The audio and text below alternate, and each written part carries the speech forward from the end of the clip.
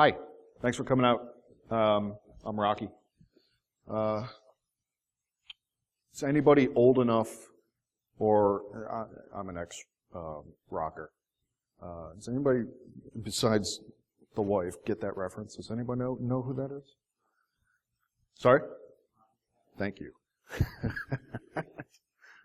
At least somebody at an InfoSec conference gets that. He actually, I don't know, there's a weird story behind this. That was during the recording of of Stairway to Heaven on one of the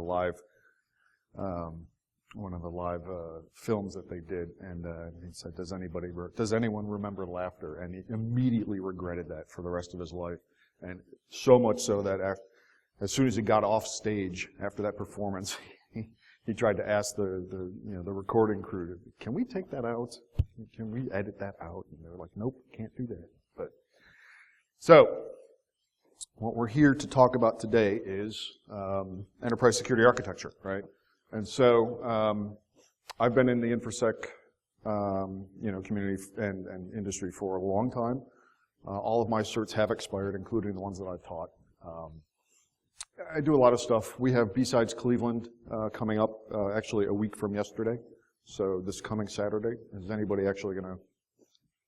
One, two, I know you are. Organizer. So on we go. So a quick history lesson. This SANS GSEC paper was published in 2002 about an approach to enterprise security architecture. There's throughout the past decade or so, a little over a decade, there's been a number of documents that have addressed some semblance of enterprise security architecture. A lot of people say that this Gartner paper from, what was that, 06? Yeah, from 06. Some people regard this as really kind of the inception of the true, I guess, structured enterprise security architecture. If you Google enterprise security architecture, there's a lot of things that come up, right? There's even a wiki page where you can kind of just, get the standard wiki definitions and whatnot. So there's a lot of information out there.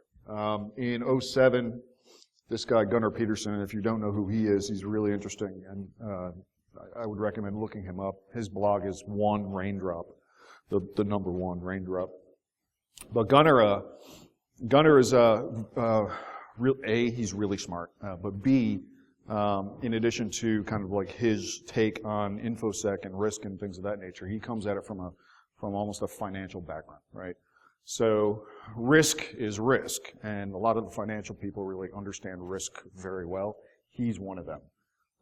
So this document was published in 06, 07, and as far as I'm concerned, still holds its weight, right?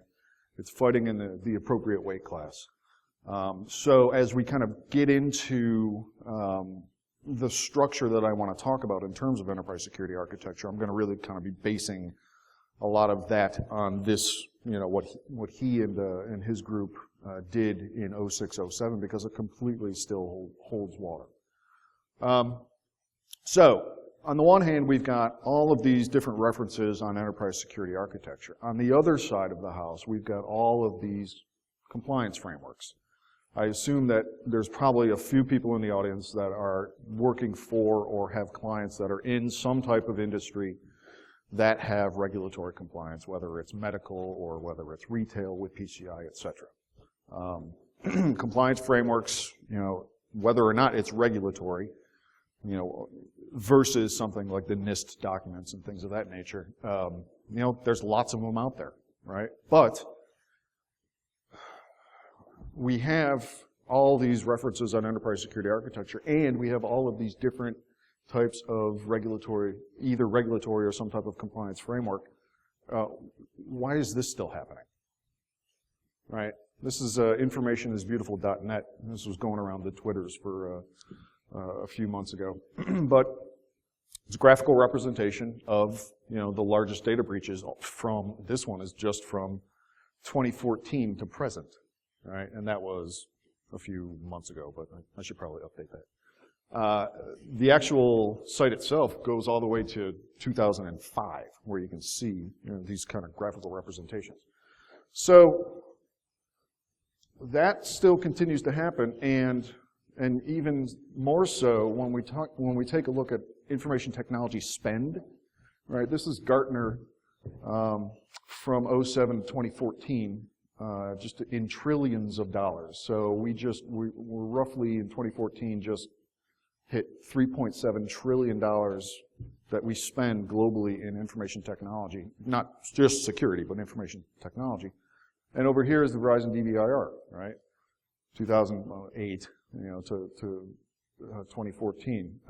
This jump from 2013 to 2014 went from approximately, 1,300 or so to 2221. Right? These are the breaches, the actual verified, validated, organizations lost a shit ton of stuff, breaches. Well, what does that tell me? That tells me that we're completely spending our money in the wrong areas. We're investing in the wrong areas.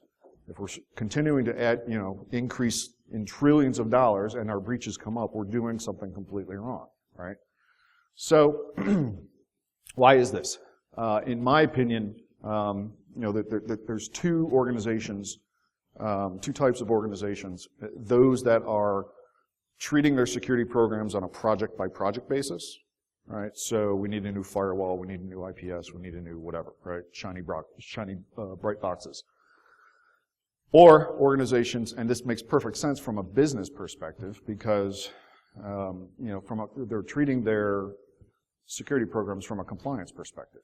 And why that makes sense is because if you're non-compliant to certain compliance frameworks, there's a business impact. There's a financial business impact called a fine, right? And so, leaders and executives of organizations that have regulatory compliance requirements are going to make sure that one of those priorities or the organizational priority is complying with that framework, right? And I'm hoping that most of you in here today, know the difference between security. What are the security nerds like me are always going to say what? If you're compliant, you're probably not secure. But if you're secure, you're also always going to be compliant. Right? So focusing on the security element of the organization's, your organization's programs, excuse me, is, and this isn't anything new. And this is why I'm happy to be on stage here, but I'm kind of like, why am I still talking about this, right?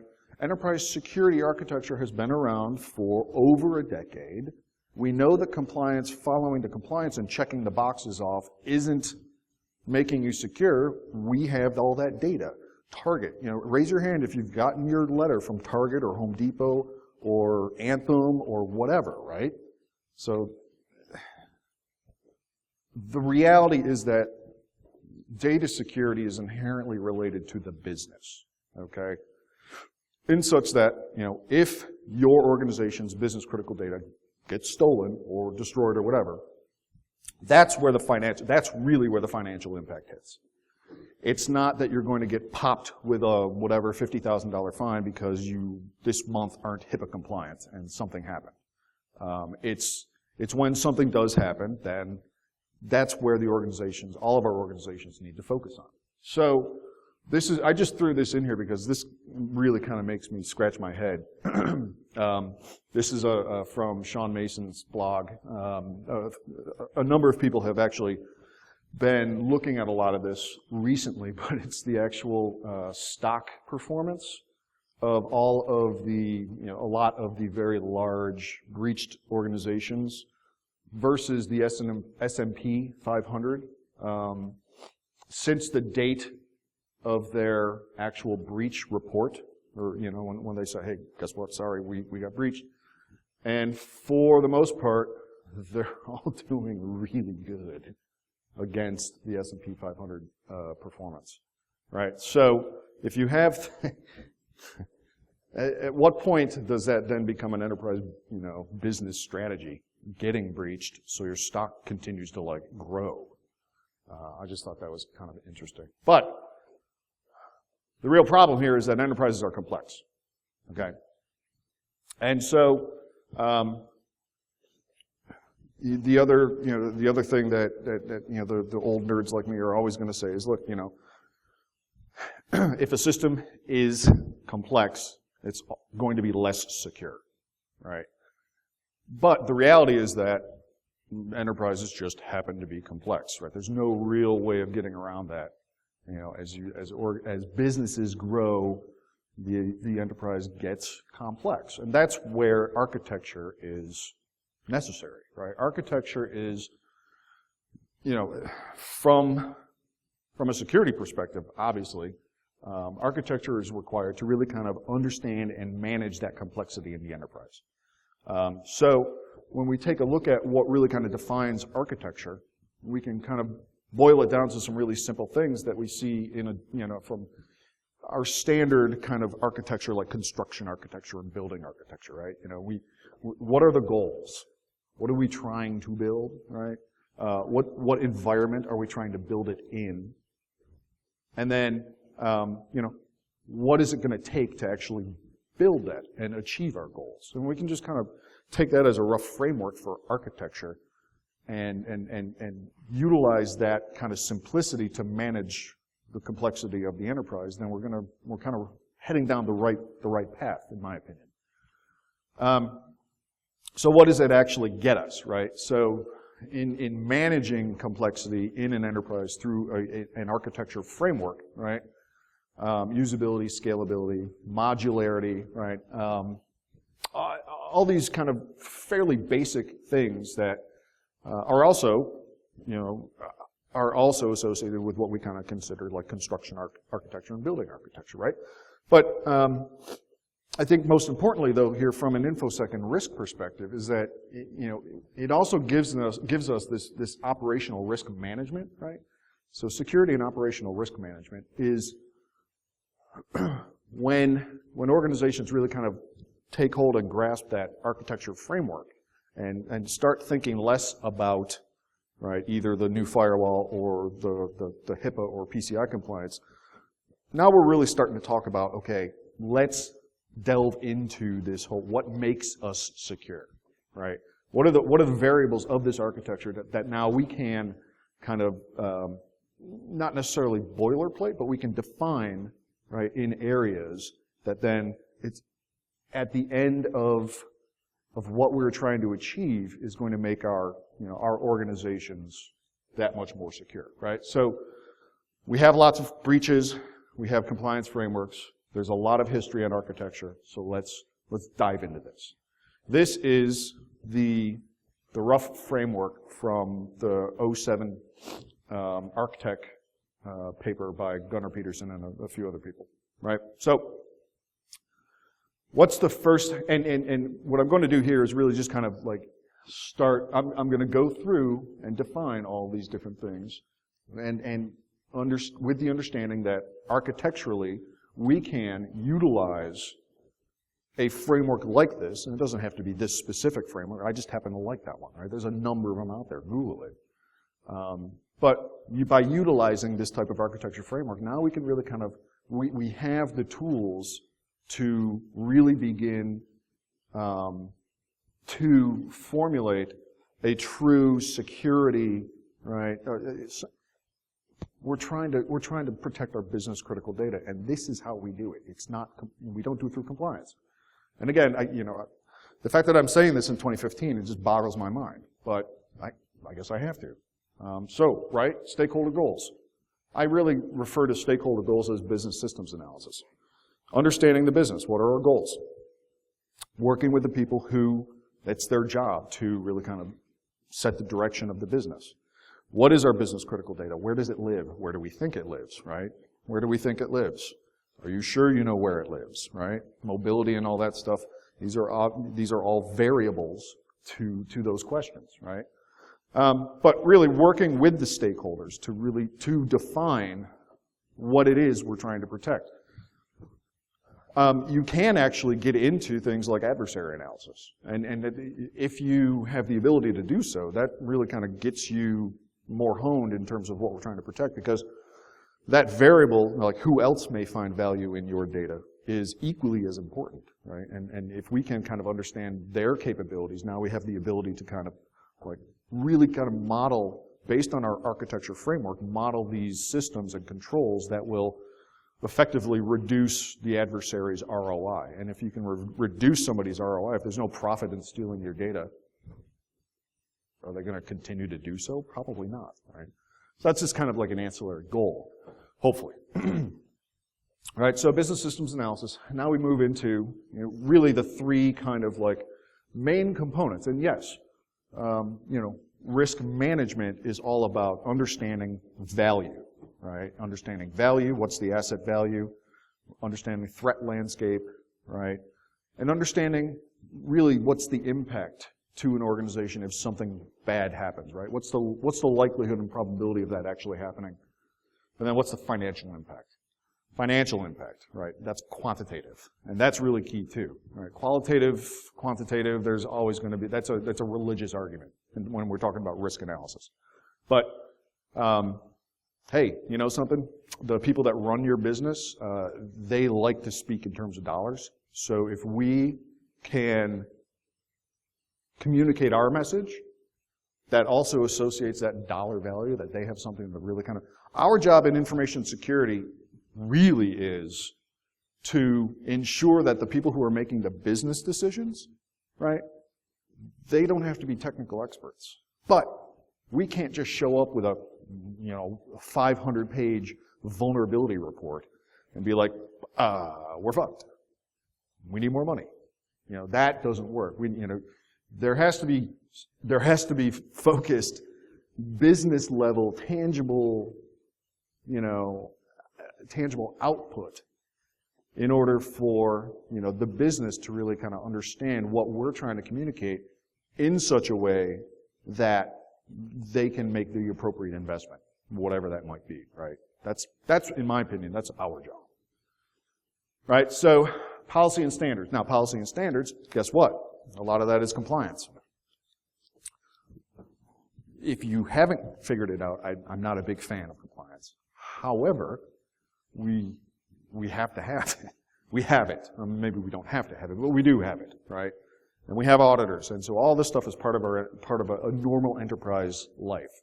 That also includes internal policies and standards, right? And that's also very, very critical, well, especially when we talk about governance within an organization, right? But the policy and standards really, really helps us when we then start getting into the processes of things like software development lifecycle, threat management, and things of that nature. All right, so policy and standards, and then the third main component of the enterprise security architecture is the architecture itself. Right, this is the actual. Okay, we're going to design our networks and systems in such a way, X, Y, Z, and get the really smart people to kind of analyze what are our options on the market, things of that nature. So when we take a look at all three of these components within the enterprise security architecture, they are all made up now of process, defense in depth, right? Now this is our standard defense in depth that I'm sure most everybody in here understands. The data level security, application level security, endpoint security, network security. Those are the standard controls that most people, I'm sure, are used to kind of talking about, right? But then also, here's something over here that is a critical component of being able for us, information security and risk, being able to communicate the message to the business, right? Metrics, all right? Raise your hand. Everybody raise your hand. Just do it. Awesome. All right, good. I wasn't sure what room I was in, right? Yes. A lot of people are just like, hey, raise your hand if you're in the medical industry, and nobody raises their hand. It's just whatever. So anyway, right? Metrics. Raise your hand if you're doing a really good job with metrics. Okay. Nobody, right? That's not out of the ordinary, okay? Most organizations are horrible at this. And the reality is that that's really probably one of the most important variables in communicating our message, right? Vulnerability management, okay? Do you guys have, I'm not going to ask the question. Here's a great metric in vulnerability management. Time to remediation, okay? So if we have the intelligence that a new vulnerability that affects something in our organization, in our enterprise, that comes out at day X, call it, right? And then we have the tools from intelligence, scanning, patching, and accountability, right? Handing it off to the right teams through the enterprise ticketing systems and things like that. If we can show that through that process, in our vulnerability management process, that it, on average, takes us 4 days to time to remediation for a vulnerability that, depending on the severity, affects our organization, that's something that the business is going to listen to, right? If that metric is 45 days, that's something that we can now, when we communicate that, take advantage of. That's unacceptable. Or we think that's unacceptable. Business, do you agree? Yes, we agree that that's unacceptable. Awesome. Now we can have money. Things like that, right? So, anyway, metrics, huge component of all this. So, as we get into the process section, right, not every organization, I'm going to start with the software development lifecycle, not every organization develops software. That's fine. Even if you're not in that kind of vertical or your business doesn't participate in a lot of that, the majority of organizations still have people that are developing stuff, right? Whether it's scripts or anything like that. So a lot of this kind of applies even in organizations that aren't specifically developing software, right? And what I would definitely, if you are in an organization that does develop software, by all means, please look at this. That is the Application Security Verification Standard 2014. Does anybody know what OWASP Top 10 and whatever all that stuff is? Okay, who develops actual, software development vertical? Anybody actually developing software? Okay, so I'll be brief, right? The OWASP Top 10 or whatever 20, I forget, 10. It's a really complex document, and it's virtually unusable. I guess that's a good word. But it's very, it's a thick read. Some other people in OWASP decided that was a little too complex and came out with this, the Application Security Verification, the ASVS. The 2014 version was released, I believe, in November, and I saw a presentation by Bill Senf on this at B-Sides Columbus in January, and I was like, oh, that's awesome. So, as a reference, if anybody does, has a SDLC program within the business, by all means, please take a look at that document. It's fantastic. Okay, identity management. This is, a lot of the stuff, again, this is pretty self-explanatory, right? Identity management. Who can do what, right? So all of this stuff, when we take a look at, architecturally and strategically, right, principle of least privilege, all that jazz, right, the stuff that we've been taught over the years. All this falls into identity management, right, including all the controls and systems that support that, including provisioning, multi-factor authentication, etc. All of this, from an identity management perspective, needs to be tied into, right, very heavily into policy and standards, right? We have to have those kind of standards, identity management standards, in terms of who can access what, in order to successfully have the processes that will then enforce all this stuff from an architecture perspective.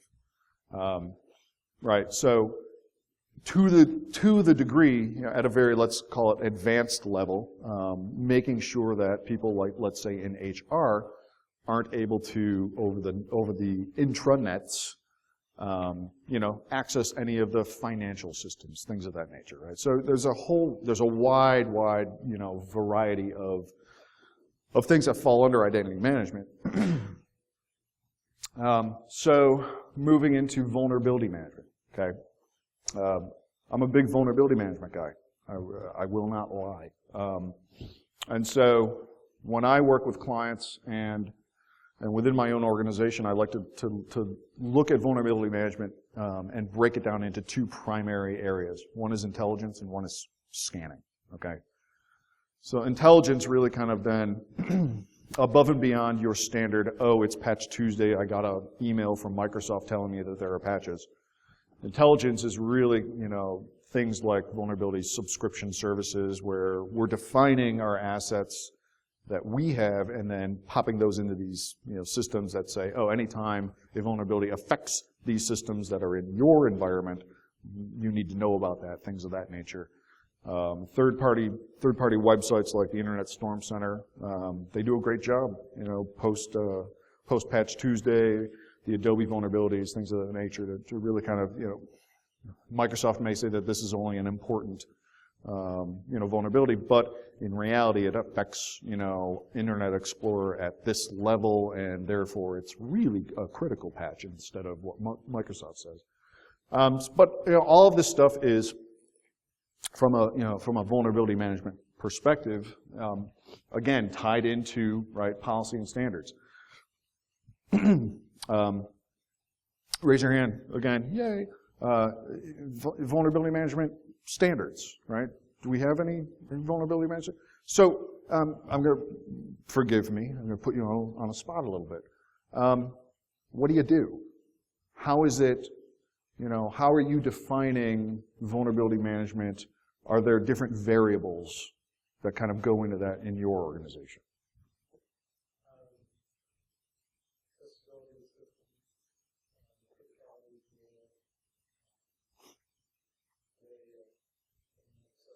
Sure. Yeah. Absolutely. All those variables are great, right? When we take a look at vulnerability announcements that come in, we pretty much look at three variables, right? Is it remote? Is that exploit remotely executable? Does it escalate privileges? And is it in the wild? Right? So if all three of those are true, then we may end up escalating that via change control to an immediate patch, right? As opposed to whatever our standard kind of, our standard patching time frame normally is. But yeah, those are all great. And things like, as you get into things like scanning, right? Are we scanning our systems with authenticated credentials or are they unauthenticated, scans, internal, external, all that stuff. Great stuff. So, threat management. This is. I think this is where a lot of the fun happens, right? Threat management in terms of incident response, digital forensics, the monitoring teams, all that stuff.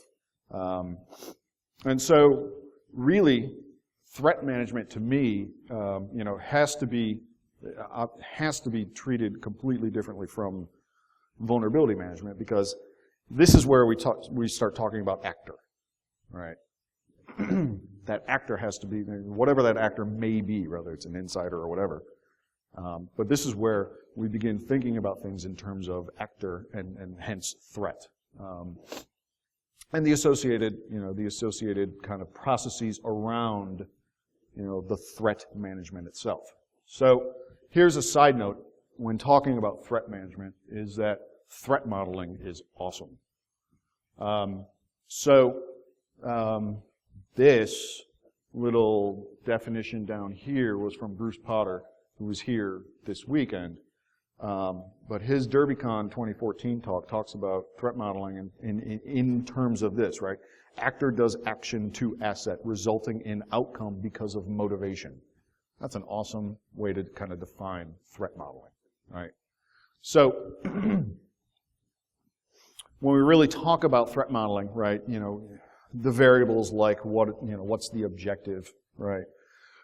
Being able to answer those types of questions, clearly there needs to be that understanding of the business critical data, et cetera, right? So, understanding, are there preventative things from a reconnaissance perspective? Are there ways to prevent the exploitation? Are there ways to prevent the lateral movement? the whole drink, kill chain phrase is really about understanding if an actor can get into the systems, let's say system A, and then from system A bounce to B and C and D and E somehow, right? So there are maybe vulnerabilities or just privilege escalation or whatever, and after E, they're able to get to business critical data. Well, that A, B, C, D, and E path, if we can maybe disrupt one of those, that might not happen, right? So threat modeling, right? And it's really, really important for organizations, in my opinion, to kind of go through that. If you have a third-party penetration testing, organization that comes in and basically, pwns you or whatever, the value for something like that, and make sure that they provide you this information, is that threat model, right? So now you have the opportunity to take a look at that. This is how we broke into your domain controller. It's not just that we broke into the domain controller and stole all your stuff. This is how we did it. We're social engineered somebody here or did blah, blah, blah. But that threat model now really gives the organization, from a defensive perspective, the ability to say, oh, that third step that they did before they got to the domain controller and knock that thing down, well, that's an easy fix. So if we can pull that one out, that chain is now broken, right? Threat modeling, good stuff. Okay, so now we move into our defense in depth, right? And this is really where most people are very comfortable with, right? And it's very standard stuff. Starting with data security, the security of the data really is, when we talk about the systems that support that, right? This is database stuff for the most part. And so all that really, how we are protecting the data really kind of is associated with the software development lifecycle, which obviously is coming out of the risk assessment and policy and standards. But data security, securing the data. Are we encrypting it at rest, right? Are we encrypting it over the wire, et cetera? Are we making sure that the back-end systems are not publicly available? Shodan, anybody, right? Have you ever just kind of like searched Shodan for publicly available SQL servers? There's a lot of them out there. It's pretty silly. And so as we move into, kind of like down our defense in depth, set of variables here, application security, right? So now we're talking about not just the protection of the back-end data, but now application security, right? Role-based access controls, all the good stuff. And depending on the size of the organization, right? Application scanning and fuzzing really are important variables to this. Let's face the facts from a development and application perspective, okay? The dev teams are really good at what they do, develop code, right? And security typically, in most organizations, is the afterthought, right? So a lot of organizations probably can't afford to either train their dev people into, there was a great conversation, I think it was yesterday, about how can you kind of get some of these ancillary non-security parts of the organization interested in security, right?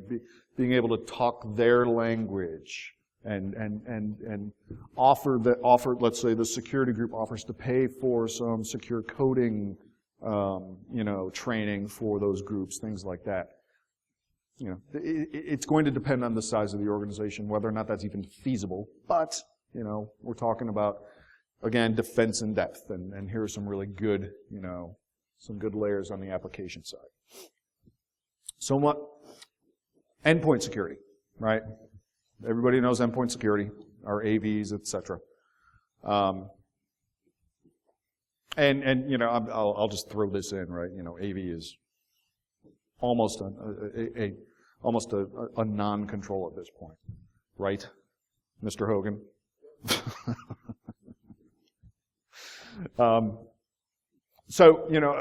And even to a degree, some of the things that Adam was talking about earlier today, in his talk from a heuristics perspective, right?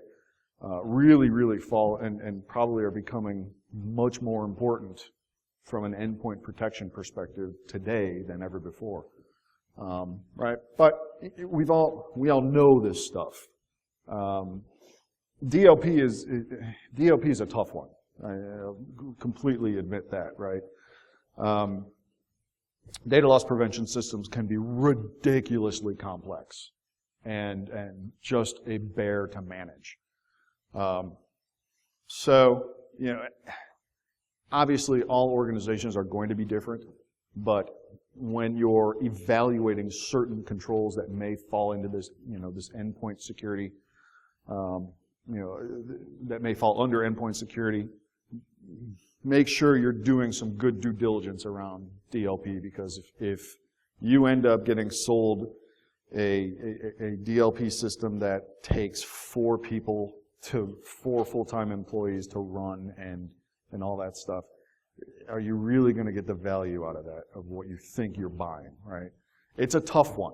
I think it's a really critical control if you can do it right. I haven't seen it done right well often at all. Does anybody have any other opinions about that? I mean, does anybody know or have seen, experienced, built, whatever, a good, strong DLP system? You're shaking, you're nodding your head, yes? Speak to me. Speak to me. Tell me about it.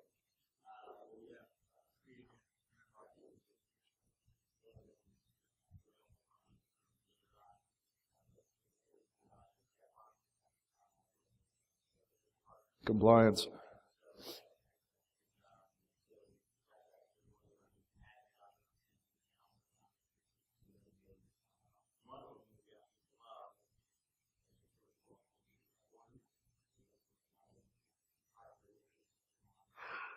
Sure.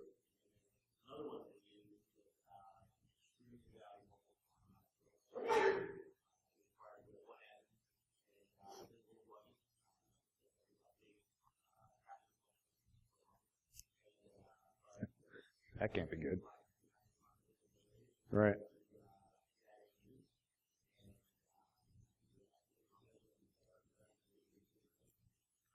Awesome. Yeah, it's great. How many people are managing it? And I guess roughly yeah. Okay. Yep.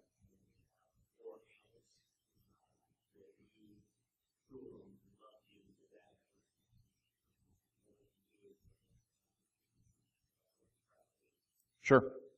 That's great. Thanks. 6 people. Yeah. Yeah. I mean, and if the organization is large enough that you can invest in those systems and the supporting people and all that, awesome. There you go. Yeah, that's pretty large. But yeah, I mean, don't get me wrong, it can be done well, but it's not going to be cheap. Sure, there's open DLP and some of those other things, but it's just, that's one of those things. DLP is one of those things. From there. Network security, right? Standard stuff. Firewalls, DMZs, etc. I don't think I'm not really going to focus and focus a lot of time onto this stuff, because when we really get down to it, right, this, like I said it before, defense and dev stuff, we all really kind of get all those types of controls, right? So now let's get into metrics, right? And metrics, again, from my experience in working with organizations as well as my own organization, that's not a lot of people out there doing it right. And I'm not saying that I have this silver bullet. No, I mean, the goal is, again, in my opinion, the goal from a metrics perspective, our role is to, from an information security and risk perspective, be able to communicate our kind of technical findings and things like that up to the business so that they don't have to be the technical experts, right? And we do this primarily through metrics, right? So, obviously, measurements of overall assets is a key element of the metrics. The usual suspects, right? Vulnerabilities, threats, what are the countermeasures, things of that nature from a risk perspective. And again, there is the religious argument as to how that communication gets delivered. Is it via qualitative, like high, medium, low type analysis, or quantitative? And my preference, because we are working with the business people who like to talk in terms of dollars, I like quantitative. That's a personal preference, and again, it's a religious argument. There's lots of people on both sides of that argument. Enterprise reporting, right? So, key risk indicators, performance indicators. A lot of those, a lot of these buzzwords are starting to really kind of make it out of the core, I would say, metric industry. Maybe not industry, but we're seeing a lot more of the KPIs and KRIs in a lot of things are more geared towards educating the users and business and even HR and things of that nature. Organizations that are bonusing their people on KPIs, etc. But these metrics really, again, rolling up things that at an enterprise architecture level, at an enterprise level, right? These are a lot of the variables that the business people are going to want to know about and are comfortable speaking to. So if we have the ability to communicate in these terms to the business people, right, that's going to make our lives a lot easier.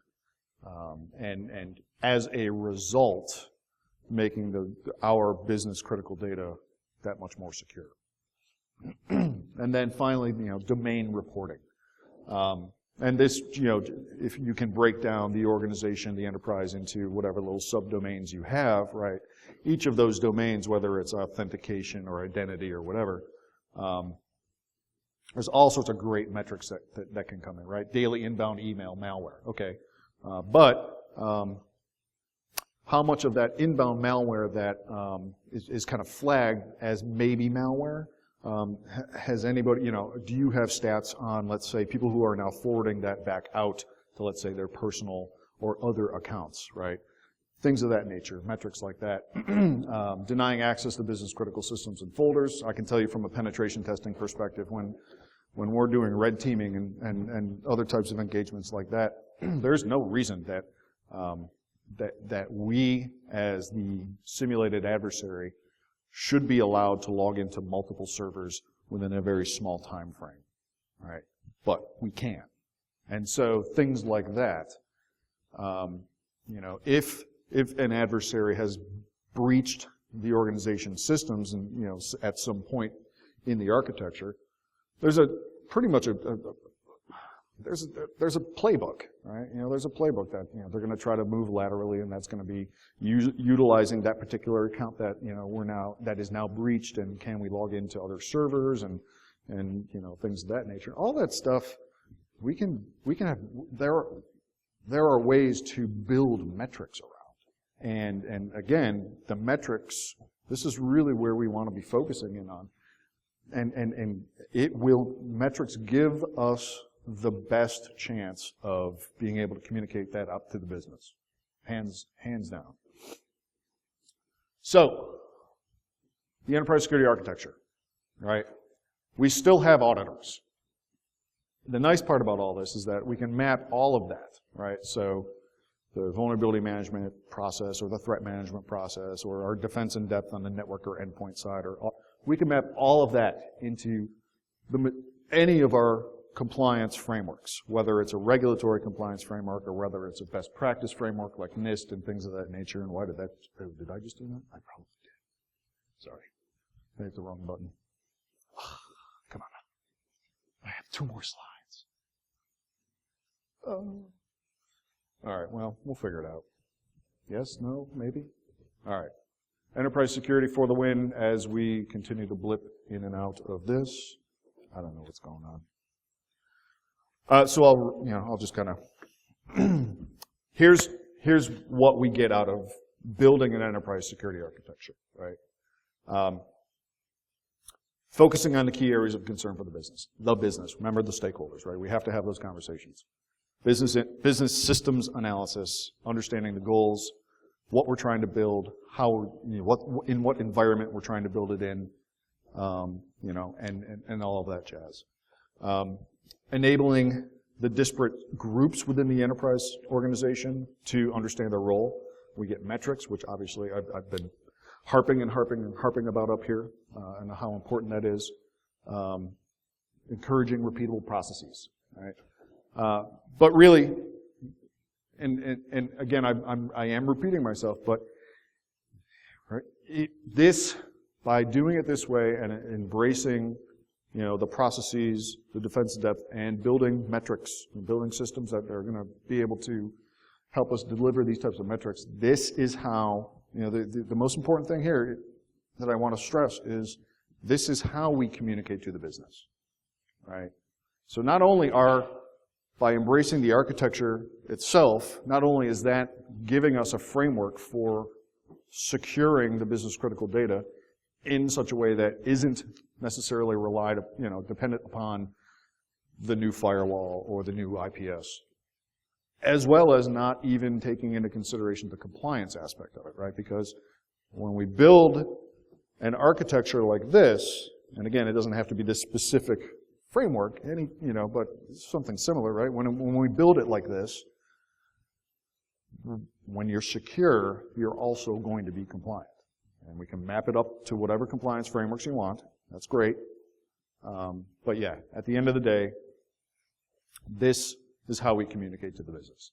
And that's where I've seen a lot of organizations, whether it's the IS, information security, or the IT teams, fail in really kind of getting the organization, the business part of the organization, to understand the importance of investing in A, B, or C.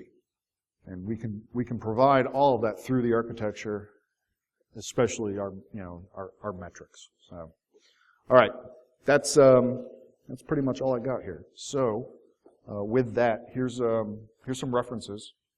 If you want to take a picture, what are you laughing at? Yeah, that's the lens. Yeah, that just so everybody actually got that first attempt at a joke. Yeah, there's the song remains the same link. Okay, so cool. Questions, comments, make me think. Yes, sir.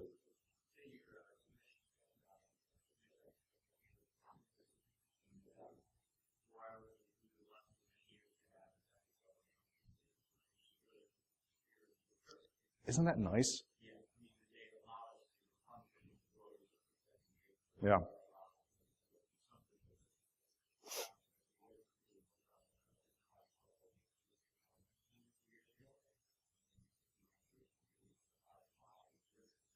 Mm-hmm. Yep.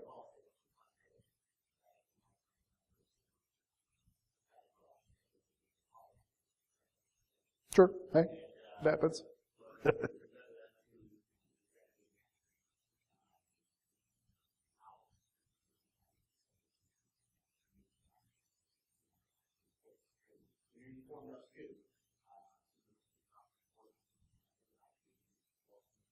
Mm-hmm.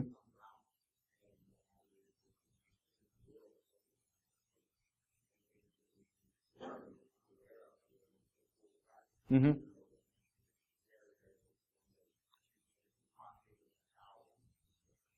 Right.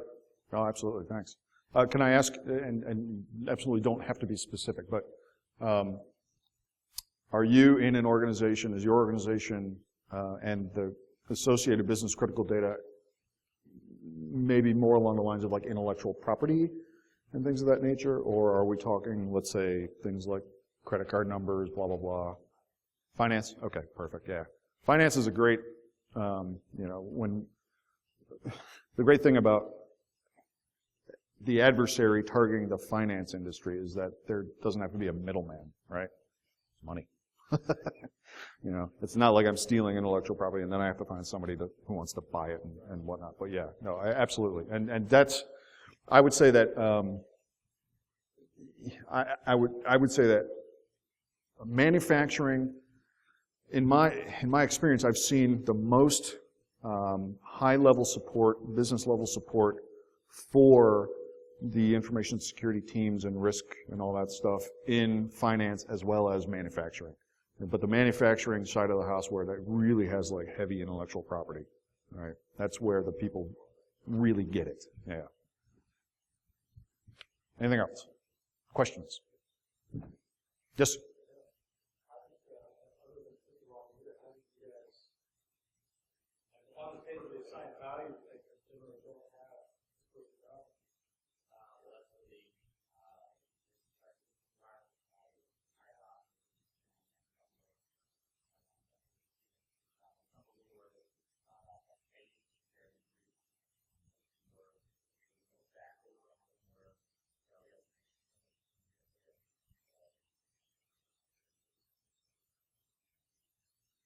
Cool. That happens. I get it. You know. Cool. Anything else? Anybody? I appreciate, and you know, I do want to say that I apologize if a lot of this was maybe, you know, material that you've already seen, but I really think that even though a lot of this stuff from an architecture perspective is not new, nobody's doing it. Or not a lot of people are doing it, you know, it's not the area of focus. So I think, like, you know, to a degree, I think we really need to pound these types of messages in and repeat it and repeat it and repeat it. Because the results are, you know, we have all these giant breaches and they're HIPAA compliant or they're PCI compliant or they have the latest Palo Alto or whatever, and it's just wrong. So, off of my pedestal. Thanks for coming. I appreciate it.